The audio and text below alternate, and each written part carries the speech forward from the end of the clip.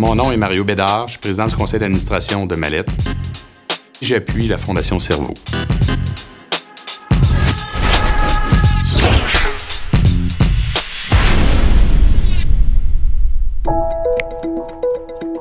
La dernière année fut vraiment difficile pour moi. 2 de mes chums se sont enlevés la vie occasionnée par la maladie mentale. 2 chums qui ont fait un acte incompréhensible, un acte que l'on ne pourra jamais corriger. 2 chums que l'on ne reverra plus. Dans les dernières années, j'ai eu un de mes 3 garçons qui lui aussi a eu des difficultés avec la maladie mentale.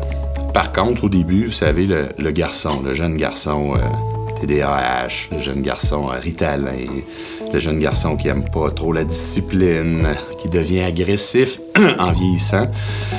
Mais comme parent, on détecte pas que ce jeune garçon-là, il a une maladie mentale.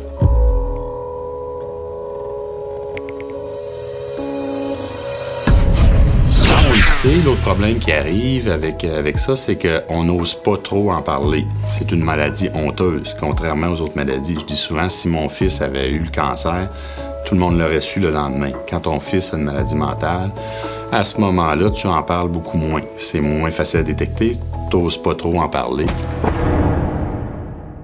Avoir détecté plus tôt les liens entre la maladie mentale et le comportement de mon garçon, fort probablement qu'on aurait pu agir et on aurait pu faire en sorte qu'il fasse moins de gestes qui aujourd'hui sont des gestes regrettables et avec lesquels il devra vivre toute sa vie. Aujourd'hui, les médicamentés, ça va beaucoup mieux.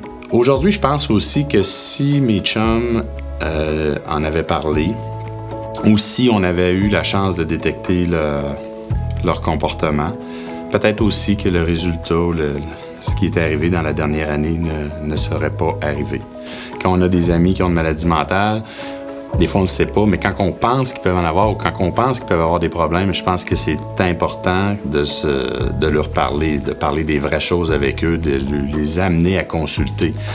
Et la même chose pour vos enfants. Si vous avez un doute sur un enfant qui semble un peu avoir un comportement anormal à long terme, il faut se l'avouer plus rapidement et aller consulter plus rapidement.